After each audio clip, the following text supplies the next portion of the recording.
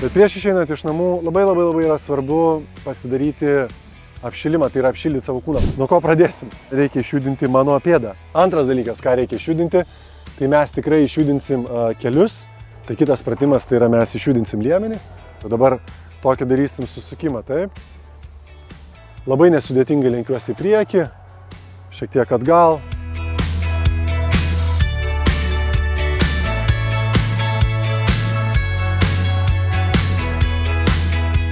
Kaklas. Į vieną pusę, į kitą pusę. Dabar per viršų, nuo peties iki peties. Pagrebėt vieną koją, pasistebėt. Paimsiu vieną koją iš galo, kitą ranką kelsiu viršų ir darysiu pasistebimą, taip. Ranką keliu į viršų, suku atgal. Keičiam ranką. Išsukam delnus. Susukam delnus ir pasilenkiam šiek tiek į priekį. Išsukam atgal ir susukam. Keliam rankas į viršų štai. Ploju. Priekis galas. Tai dėsim rankas ant žemės. Ir reikės tiesiog ištiesti kojas. Net keliant delnų. Galiu paeiti šiek tiek toliau ir kad tos kojas išsitiestų ir kulnai pasidėtų. Ir viskas, mankšta baigta. Išjudinkit sąnarius, suaktyvinkit raumenis. Ir darykit, ką norit, kokiu norit tempu ir greičiu. Mes taip ir padarėm, tai mes galim dabar važiuoti su paspirtuku.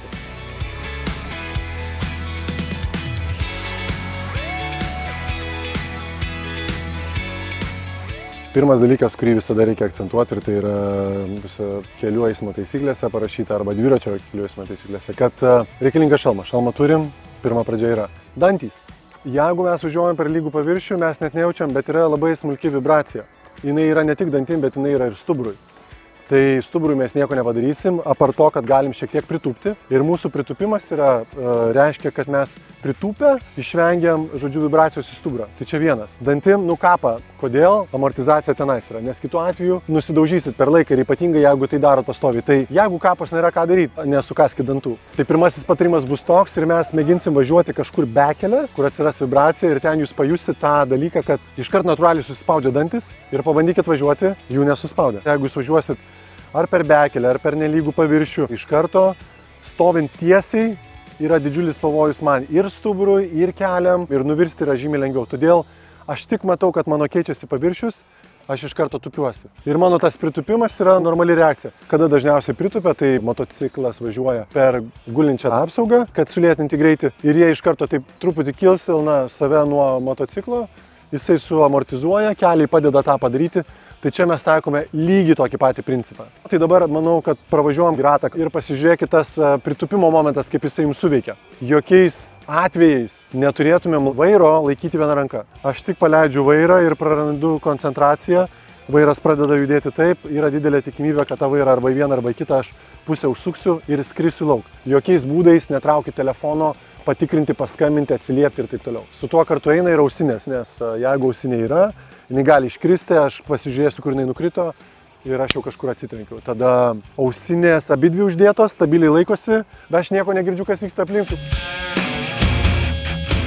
Pavargus važiuoju ir tikrai pavargau, laikausi į vieną į kitą pusę ir pavargau koją ir jaučiu, kad įsitempus viena koja. Tai važiuojant, šiek tiek nuėmus greitį, nusipurkti kitą koją, kuri tikrai pervargo.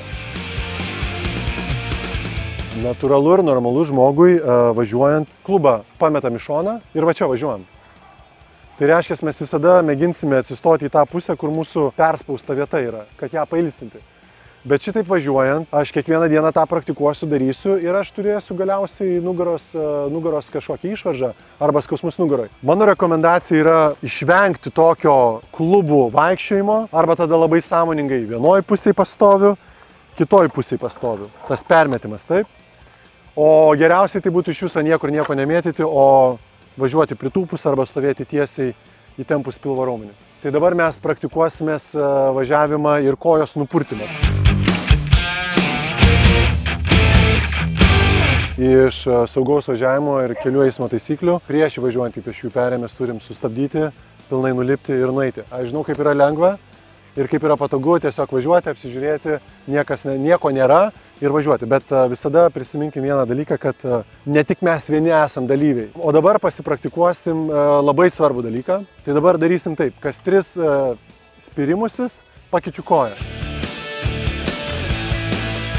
1, 2, 3, keičiu.